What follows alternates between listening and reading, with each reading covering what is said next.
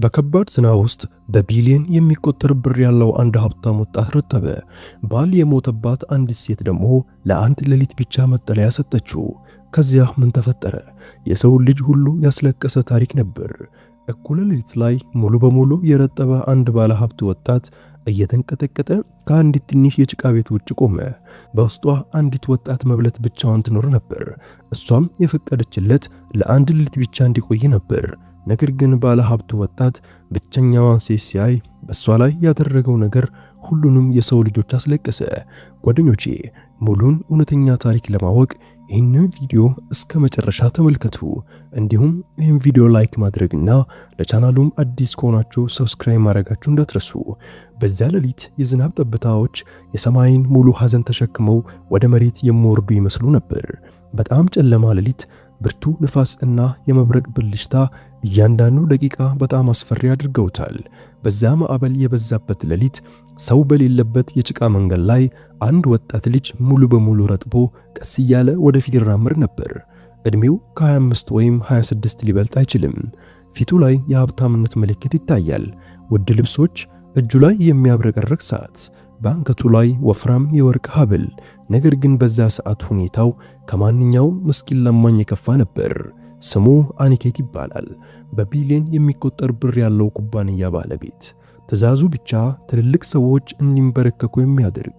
ዛሬ ያው አኒኬት ለራሱ መጠለያ ብቻ ተስፋ ቆርጦ ነበር። ዝናቡ ቀድሞውን ውድ ልብሱን አበዝብዞታል። ጫማዎቹ በጭቃ ተሞልተዋል። ከፊቱ ላይ ካለው ዝናብ ጋር የተቀላቀሉት ደግሞ ምናልባት ማንም ሊያውቃቸው የማይችላቸው እንባዎችም ነበሩ። አኒኬት በጠፋው ስልኩ ላይ ደጋግሞ ይመለከት ነበር። ከዛም ወደ ሰማይ ቀና ብሎ ለምን ብሎ የሚጠይቅ ይመስላል። ነገር ግን ብቸኛው መልስ የዝናብ ድምጽ ብቻ ነበር። ከጥቂት ሰዓታት በኋላ ሁሉም ነገር በጣም ሰላም ነበር። ከጓደኞቹ ጋራ ከአንድ ትልቅ ግብዣ እየተመለሰ ነበር። የተከታታይ መኪኖች ሳቅ፣ ቅንጦትና ትልቅነት። ነገር ግን በአንድ መታጠፊያ ላይ መኪናው አደጋ ደረሰበት። ሹፌሩ ራሱን ሳተ። ሌሎች መኪኖች ወደፊት ሄዱ። አኒኬትም በዛው ሰው በሌለበት መንገድ ላይ ብቻውን ቀረ። መጀመሪያ ለእርዳታ ለመደወል ሞከረ። ነገር ግን ምንም ስልክ እዚያ አካባቢ አይሰራም ነበር። ቀስ በቀስ ሌሊቱ እየጨለመ ዝናብም እየጠነከረ ሄደ። አሁን ሁኔታው የቢሊዮኖች ባለቤት ለመጠለያ ብቻ የሚንከራተትበት ደረጃ ላይም ደረሰ። ልክ በዛን ጊዜ አይኖቹ ራቅ ብሎ በሚታይ ትንሽ ቤት ላይ አረፉ። ከጭቃ የተሰራ ቤት። ዝናብ በከፍተኛ ድምፅ በሚመታው የቆርቆሮ ጣሪያና በውስጡ ትንሽ ብርሃን ይታይ ነበር። የአኒኬት እርምጃዎች በራሳቸው ፈጠኑ። ደጃፍ ላይ ደረሰ። ኩራቱ ወደ ኋላ የሚይዝ ይመስል ነበር። ለጥቂት ጊዜ ማመነታ። ነገር ግን የቀዘቀዘው ነፋስ እውነታውን አስታወሰው። በሩን በቀስታ አንኳኩቶ ከውስጡ አንድ ድምፅ ወጣ። በዛ ሌሊት ማን ነው? አኒኬት በቀስታ መለሰ። መንገድ ጠፍቶብኝ ነው፣ እርዳታ እፈልጋለሁ። ለጥቂት ሰከንድ ዝምታ ሰፈነ። ከዛም በሩ በቀስታም ተከፈተ። ከፊቱ የቆመችው አንዲት ሴት ነበረች። እድሜዋ ከ30 እስከ 32 ዓመት አካባቢ። ተራ ልብስ የለበሰች፣ ፊቷ የደከመ ይመስላል። ነገር ግን አይኖቿ ሰላም አላቸው። ግንባሯ ላይ ምንም አይነት የጋብቻ ምልክት የለም እና በአይኖቿ ውስጥ የመብለት ህይወት ብቻ ወይንም ባሏ ሞቶባት ያንን ተሸክማ የምትኖር ያ ባዶነትም በፊቷ ላይ ይታያል። ስሟ ባቢታ ነበር። ባቢታ አኒኬትን በአንድ ጊዜ ተመለከተችው። የረጠበው ሰውነቱ በቅዝቃዜው መንቀጥቀጡና ምንም ሳትጠይቅ በሩን ከፈተችለት። ወደ ውስጥ ግባ፣ ውጭ ዝናብ በጣም እየጣለ ነው። ይህንን ሲሰማ አኒኬት ለጥቂት ጊዜ ዝም ብሎ ቆመ። አንድ እንግዳ ሰው በቀላሉ እንዲያስገባኛል ብሎ አልገመተም ነበር። በቀስታ ወደ ውስጥ ገባ። ቤቱ በጣም ትንሽ ነበር። በአንድ ጥግ ላይ የጭቃ ምድጃ፣ በሌላ በኩል አሮጌ አልጋ እና ግድግዳው ላይ ጥቂት የደበዘዙ ፎቶዎች። ድህነት በሁሉም ቦታ ይታያል። ሆኖም ያ ቤት የተለየ አይነት ሙቀት ነበረው። ባቢታ ወዲያውኑ ደረቅ ጨርቅ ሰጠችውና እንካ ራስህን አድርቅ፣ ካልሆነ ትታመማለህ አለችው። አኒኬት ጨርቁን ተቀበለ። ነገር ግን አይኖቹ ባቢታ ላይ ነበሩ። ምናልባት ለመጀመሪያ ጊዜ በደሃ ሰው ውስጥ እንዲህ ያለ እውነተኛ ቅንነት ሲያይ ነበር። በቀስታ ጠየቃት፣ ብቻሽን የምትኖሪው? ባቢታ ፈገግ አለች፣ ግን ፈገግታዋ ውስጥ ህመም ይታይ ነበር። አዎ አሁን ብቻዬን ነው መኖረው፣ ለምጃለሁ አለች። አኒኬትም ተረዳ፣ ግን ተጨማሪ ምንም አልጠየቅም ነበር። ባቢታ የውሃ ማሰሮ በምድጃው ላይ አስቀመጠችና ትንሽ ሻይ ላፍላልህ፣ ቅዝቃዜ ይቀንስልሃል አለችው። አኒኬትም እምቢ አለ። ነገር ግን ባቢታ አቋረጠችው። ሰብአዊነት እንዲህ አይሰራም። እነዛ ቃላት በቀጥታ አኒኬት ልብ ውስጥም ገቡ። ከጥቂት ጊዜ በኋላ ትኩስ ሻይ ሰጠችው። አኒኬት ሻዩን ሲጠጣ በውስጡ ያለው ቅዝቃዜ ሁሉ እየቀለጠ እንደሆነ ተሰማው። በውጭ ዝናብ አሁንም እየዘነበ ነበር፣ ነገር ግን በውስጡ አንድ እንግዳ ሰላም ነበር። አኒኬት በቀስታ ጠየቀ፣ ለዛሬ ሌሊት ብቻ እዚህ በቆይ? ባቢታ ያለምንም ማቅማማት መለሰች፣ ይህ ቤት ትንሽ ነው፣ ልቤ ግን ትልቅ ነው። ያለው ቦታ ሁሉ ያንተም ጭምር ነው። አኒኬት በዛ ለመጀመሪያ ጊዜ ሰላም ተሰማውና ለመቆየትም ወሰነ። ነገር ግን ይህ አንድ ሌሊት ህይወቱን እንደሚለውጥና የባቢታ የተደበቀ ሐዘን ሊታወቅ እንደሆነ ምንም አላወቀም ነበር። በውጭ ዝናብ መዝነቡን ቀጥሏል። በውስጡም ሁለቱም የማይተዋወቁ ሰዎች ህይወት ቀስ በቀስ ማገናኘት ጀመረ። የውጭው ዝናብ መፍሰሱን ቀጥሏል። በቆርቆሮ ላይ የሚወርደው ድምጽም እንዳልተጨረሰ ታሪክ ሙዚቃ ሆኖ ነበር። በዛች ትንሽ ቤት ውስጥ አኒኬት በአንድ ጥግ ተቀምጦ የሻይ ሲኒ በእጁና ሰላም በአይኖቹ በህይወት ላይ ለመጀመሪያ ጊዜ ለማንም በገንዘብ ሳይሆን እንደ ሰው ብቻ በሚታይበት ቦታ መቀመጡ ተሰማው። ባቢታ በምድጃው አጠገብ ተቀምጣ ቂጣ ትጋግር ነበር። ፊቷ ላይ ትንሽ ድካም ይታያል፣ ነገር ግን እያንዳንዱ እንቅስቃሴዋ ሙቀት ነበረው። አኒኬት እሷን ይመለከታታል። ከዛም አይኖቹን ዝቅ ያደርጋል። ይህች የማያውቃት ሴት እንዲህ ያለ ሰላም የሰጠችው ምን እንደሆነ ሊገባው አልቻለም። ባቢታ ቂጣውን ጨርሳ ሰጠችው። ትንሽ ብላ፣ የተራበ ትመስላለህ አለችው። አኒኬት መጀመሪያ እምቢ ለማለት ፈለገ፣ ነገር ግን ምንም ሳይናገር ተቀበላት። የመጀመሪያውን ጉርሻ ሲበላ ይህ ምግብ ብቻ እንዳልሆነ ተረዳ። የልብ ስጦታ ነበር። በእነዚህ ሁሉ ዓመታት በብዙ ውድ ሆቴሎች ውስጥም በልቷል፣ ነገር ግን እንዲህ ያለ ጣዕም ከዚህ በፊት አግኝቶ አያውቅም። ለጥቂት ጊዜ ሁለቱም በዝምታ ተቀመጡ። የዝናብ ድምፅና የምድጃው እሳት ድምፅ ብቻ ይሰማ ነበር። በድንገት አኒኬትም ጠየቀ፣ ለምን በሩን እንዲህ በቀላሉ ከፈትሽው? መጥፎ ሰው በሆንስ? ባቢታ ፈገግ ብላ እንዲህ አለች፣ የሰው አይን ብዙ ነገር ይናገራል። በአንተ አይን ውስጥ ደግሞ ፍርሃት እንጂ ክፋት አልነበረም። ይህንን ሲሰማ አኒኬት ዝም አለ። ምናልባት ለመጀመሪያ ጊዜ አንድ ሰው እንዲህ በደንብ ተረድቶት ነበር። ከጥቂት ጊዜ በኋላ ባቢታ ግድግዳው ላይ ወደ ተሰቀለው ፎቶ ሄደች።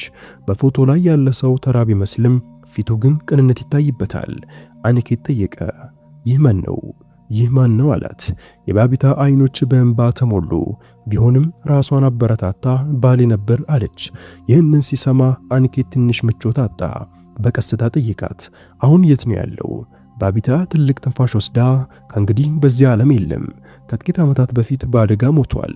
ከዛ ቀን ጀምሮ ይህ ቤት፣ ይህ ምድጃና ይህ ህይወት፣ ሁሉንም ብቻዬን የምመራው አለች። በቃላቷ ውስጥ ህመም ቢኖርም ድምጿ ግን ጠንካራ ነበር። አኒኬት በልቡ ውስጥ ህመም ተሰማው። ለመጀመሪያ ጊዜ የተረዳው ነገር ህይወት በገንዘብ ብቻ እንደማትሆን ነበር። አንዳንድ ቁስሎች ፈጽሞ አይዱንም። በቀስታ አዝናለሁ፣ መጠየቅ አልነበረብኝም አለ።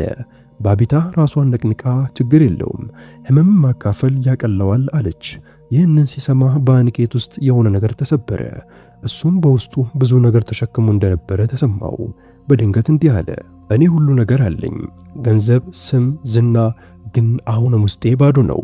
ባቢታ ወደሱ ተመለከተችና እንዲህ አለች፣ ባዶነትን ገንዘብ አይሞላም፣ የሚሞላው መተሳሰብ ነው። እነዚህ ቃላት በቀጥታ አኒኬት ልብ ውስጥም ገቡ። ውጭ መብረቅ ብልጭ ይላል።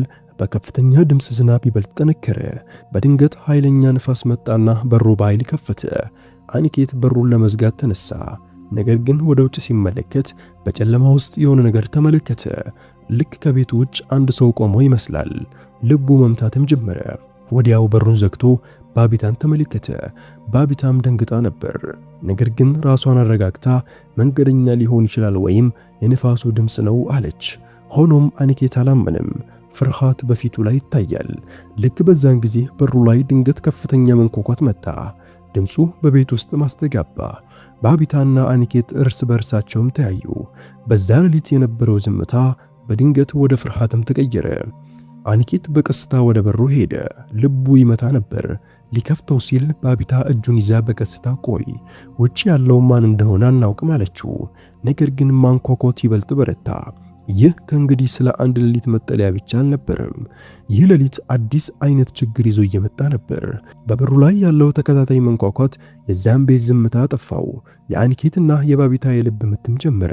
እያንዳንዱ ድምፅ የመጣ አደጋ ማስጠንቀቂያ ይመስል ነበር። አኒኬት ባቢታን ተመለከተ። ፍርሃት በዓይኖቿ ውስጥም ይታያል። ነገር ግን በውስጧ የሆነ ቦታ ድፍረትም እየተሰማት ነበር። እጇን ለቀቀና ፍርሃት ምንም አይፈታም፣ ማን እንደሆነ ልየው አላት። ባቢታ እንደገና ልታቆመው ሞከረች። ነገር ግን ማንኳኳቱ ይበልጥ አስፈሪ ሆነ። በመጨረሻም አኒኬት ድፍረቱን ሰብስቦ በቀስታ በሩን ከፈተ። በሩን ሲከፍት የዝናብ ጠብታዎች ወደ ውስጥ ገቡ። ከፊታቸው የቆመው ደግሞ አንድ የማያውቁት ሰው ነበር። ሙሉ በሙሉ ረጥቧል። አይኖቹ ውስጥ እረፍት ማጣት ይታያል። ፊቱም የደነገጠ ይመስላል። ትንፋሽ እያጠረው በሩን ሲኩት በፍጥነትም አለ። አኒኬት ለጥቂት ጊዜ ደንግጦ ቆመ። ነገር ግን ወዲያው በሩን ዘጋው። ባቢታ ሰውዬውን ስታይ ወደ ኋላ ራቀች። በፈራ ድምፅ ማነህ? በዚህ ሰዓት እዚህ ምን ታደርጋለህ? ብላ ጠየቀችው። ሰውዬው ለጥቂት ጊዜ ትንፋሽ ወስዶ ከዛም ስሜ ራጋቭ ይባላል፣ መንገድ ላይ ተቸግሬ ነው፣ የሆነ ሰዎች እያሳደዱኝ ነው አለ። ይህንን ሲሰማ ሁኔታው ይበልጥም ተወጠረ። አኒኬት በጥርጣሬ ተመልክቶት ምን አይነት ሰዎች ለምን ሲልም ጠየቀ። ራጋቭ ማንም እንዳይሰማው እንደሚፈራ አይነት ዞር ዞር ብሎ ተመለከተ።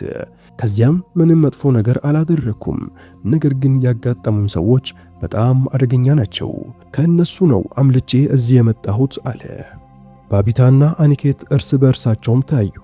ከጥቂት ደቂቃዎች በፊት ቤቱ ሰላም ነበር፣ አሁን ግን የአደጋ ድምፅ በውስጥ ይሰማል።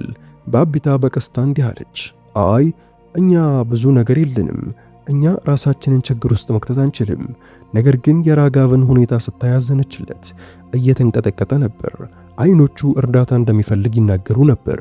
አኒኬት በውስጡ ሁለት ስሜት ተሰማው። በአንድ በኩል ፍርሃት፣ በሌላ በኩል ደግሞ ሰብአዊነት።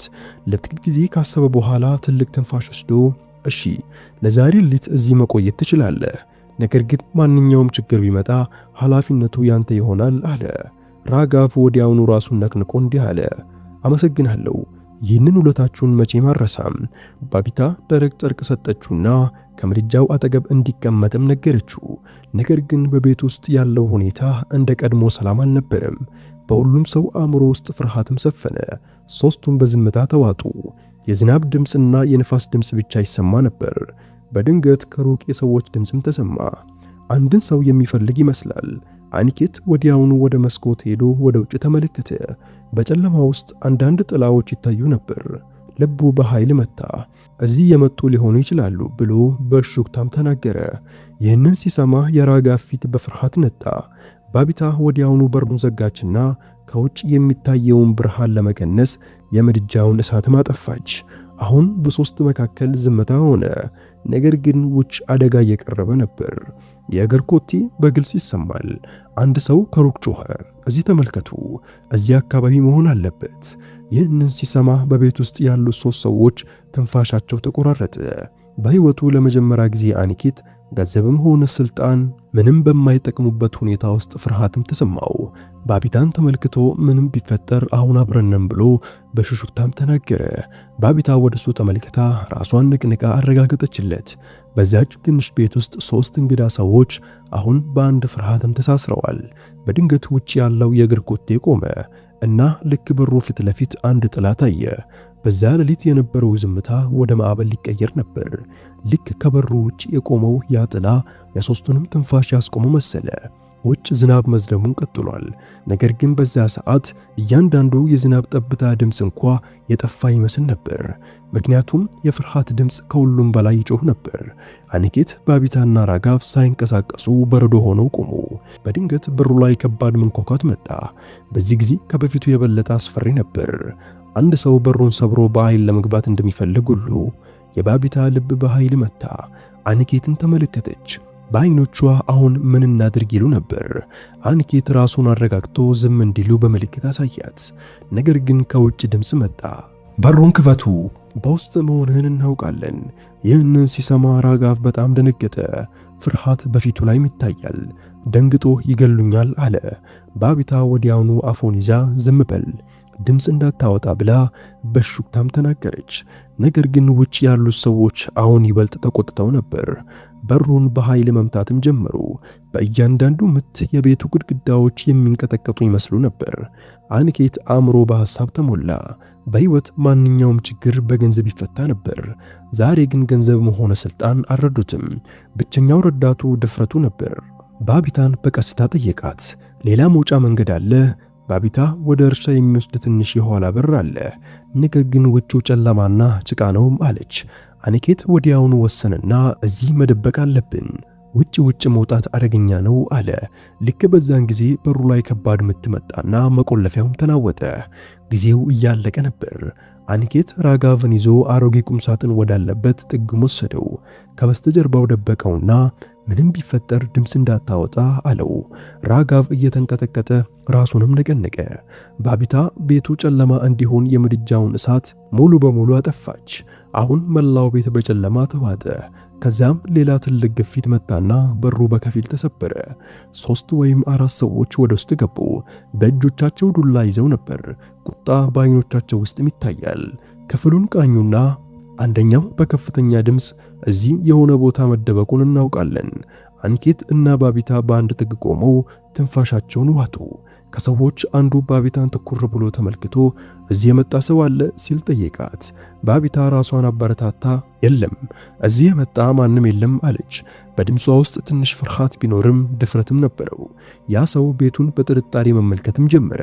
ራጋቭ ወደ ተደበቀበት ቁምሳጥን ሄደ። የአንኬት ልብ በኃይል መታ። ሁሉም ነገር ያለቀ መሰለው። ሰውየው ቁምሳጥኑ ጋር ሊደርስ ሲል አንኬት በድንገት ወደፊት መጣና በከፍተኛ ድምፅ እንዲህ አለ፣ እዚህ ምንም ነገር የለም፣ የተሳሳተ ቦታ ነው የመጣችሁት።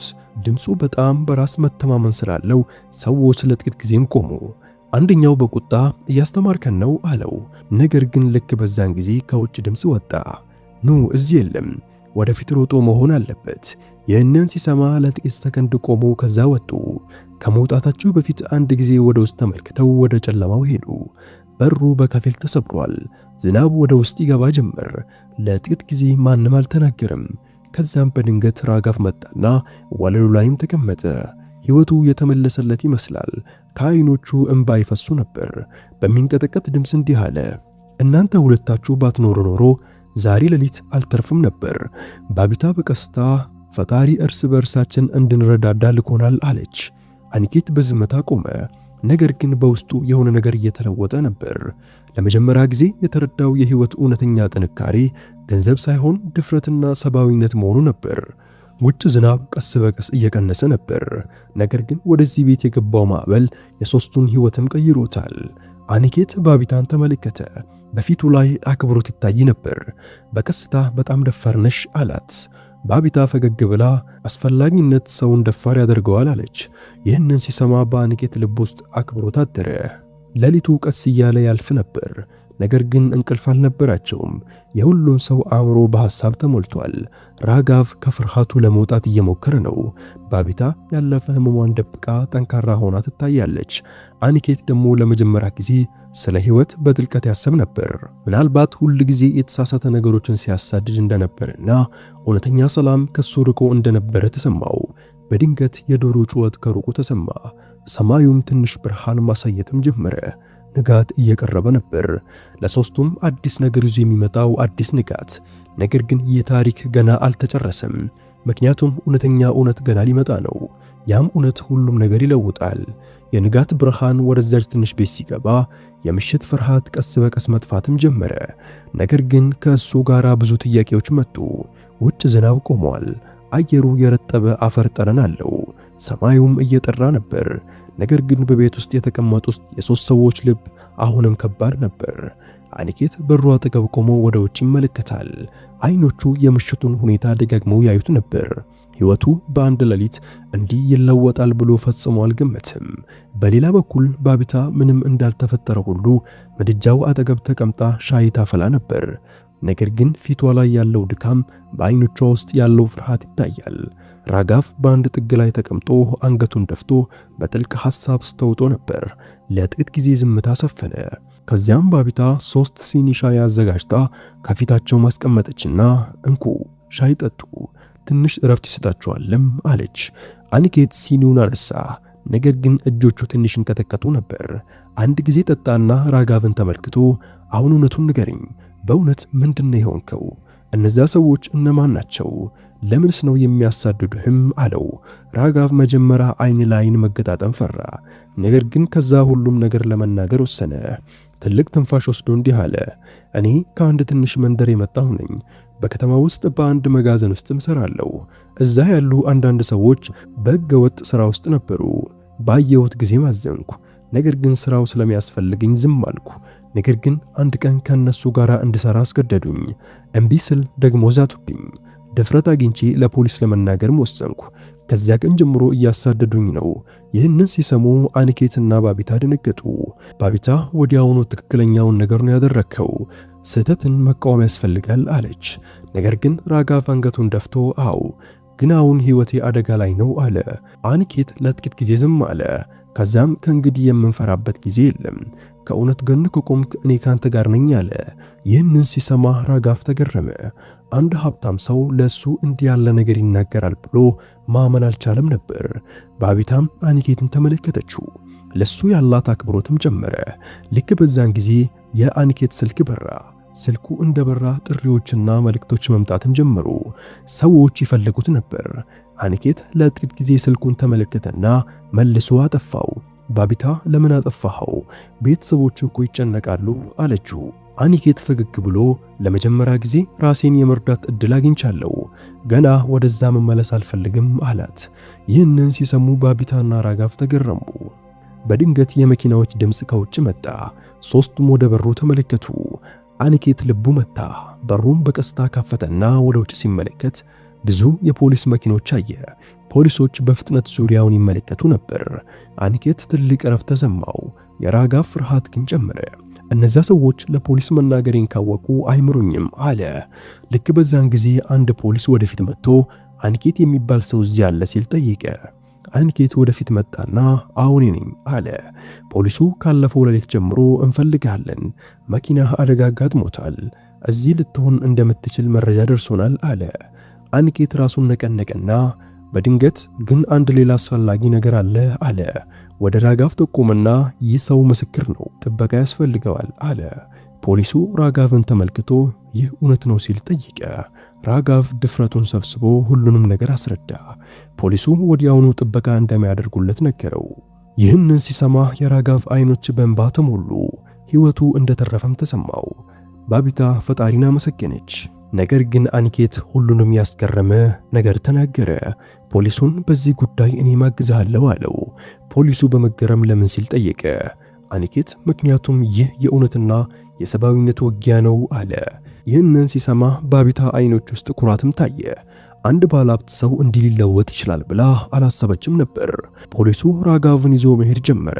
ነገር ግን ከመሄዱ በፊት ራጋቭ የባቢታንና የአኒኬትን እግር ነክቶ አዲስ ሕይወት ሰጥታችሁኛል አላቸው። አኒኬት አነሳውና አሁን ሕይወትን በትክክለኛው መንገድ ኑር አለው። ፖሊሱ ከሄደ በኋላ ዝምታ ወደ ቤቱ ተመለሰ። ነገር ግን በዚህ ጊዜ ዝምታው የፍርሃት ሳይሆን የአዲስ ጅምር ነበር። አኒኬት ባቢታን ተመልክቶ አንቺም አዲስ ሕይወት ሰጥተሽኛል አላት።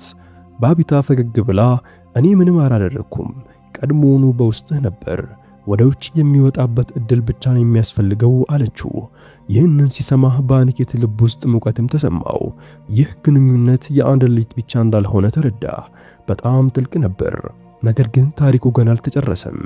ምክንያቱም ቀጥሎ የሚሆነው ነገር ሕይወታቸውን ለዘላለም ይለውጠዋል። የንጋት ፀሐይ አሁን ወጥቷል። ነገር ግን በዛች ትንሽ ቤት ውስጥ የተቀየረው የአየር ሁኔታ ብቻ አልነበረም፣ የሶስቱ ሕይወት መንገድ ነበር። ፖሊሱ ከሄደ በኋላ አኒኬትና ባቢታ ዝም ብለው ቆሙ። የሚናገሩት ብዙ ነገር እንዳላቸው ሁሉ ቃላት ግን ጠፋባቸው። ከውጭ የሚነፍሰው ነፋስ አሁን ያጽናናል። አኒኬት ቀስ ብሎ ወደ ባቢታ ቀረበና እሷን እያየ እንዲህ አላት፣ ታውቃለሽ፣ ባለፈው ሌሊት እዚህ ባልመጣ ኖሮ የሕይወትን እውነት ፈጽሞ አልረዳም ነበር።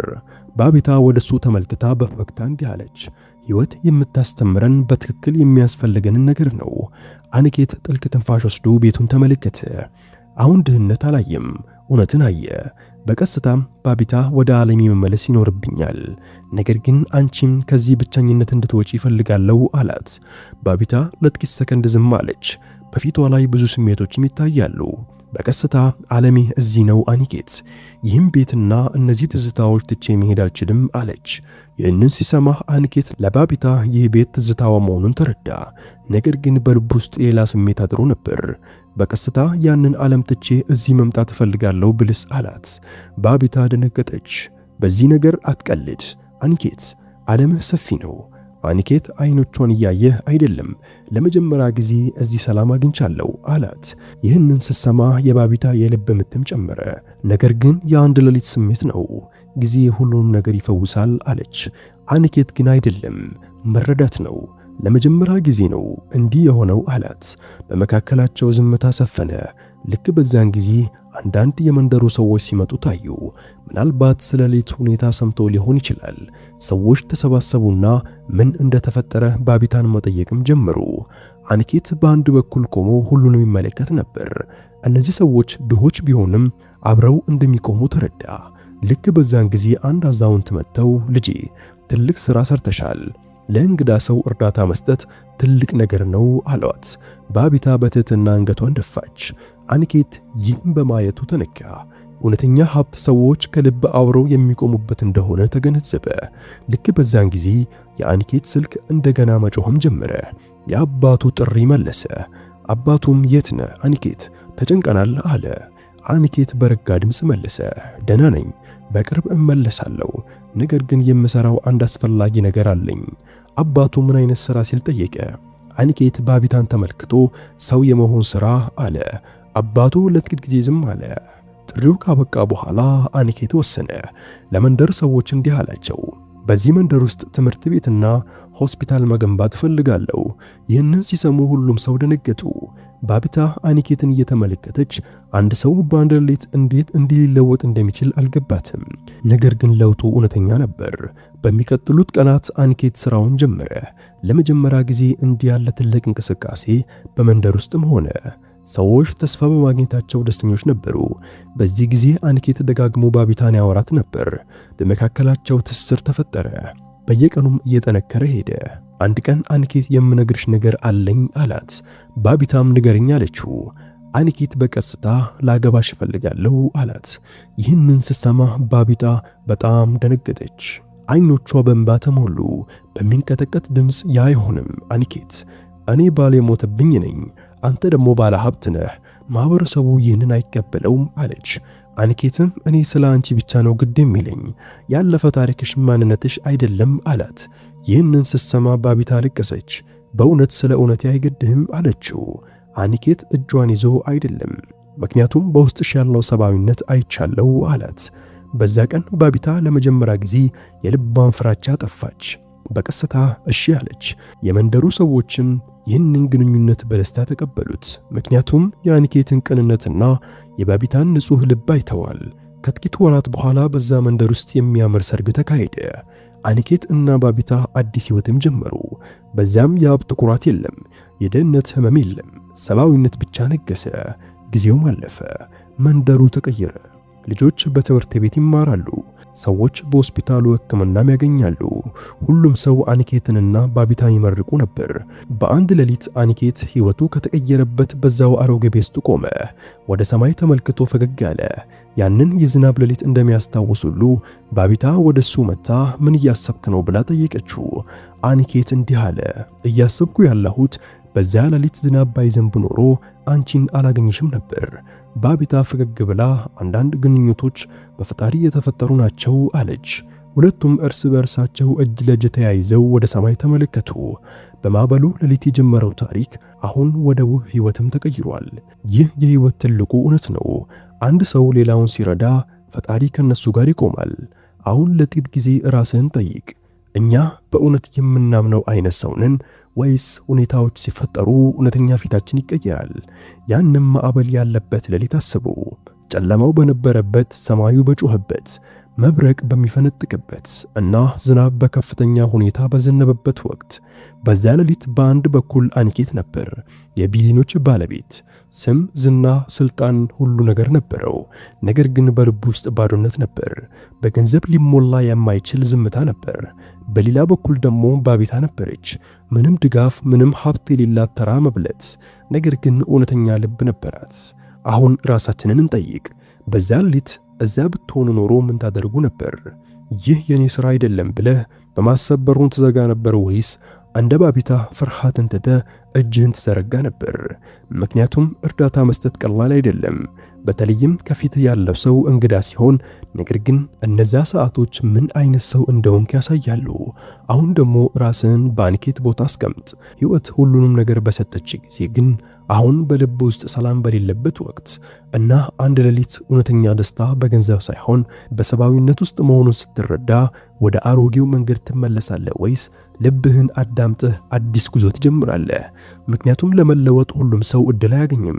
ነገር ግን ሲመጣ ድፍረታችን ይወስናል። ድፍረት ካለን እንቀበለዋለን። አሁን ደግሞ ስለ ራጋብ አስብ። ከእውነት ጋር ለመቆም የደፈረ ተራ ሰው፣ ነገር ግን ዋጋው ሕይወቱ ነበር። በሱ ቦታ ብትሆን ኖሮ ምን ታደርግ ነበር? በፍርሃት ዝም ትል ነበር ወይስ በእያንዳንዱ አደጋ ውስጥ ከእውነት ጎን ትቆም ነበር? ምክንያቱም እውነትን መናገር ድፍረት ይጠይቃል። ያ ደግሞ ተራውን ሰው ወደ ትልቅ ሰው ይለውጣል።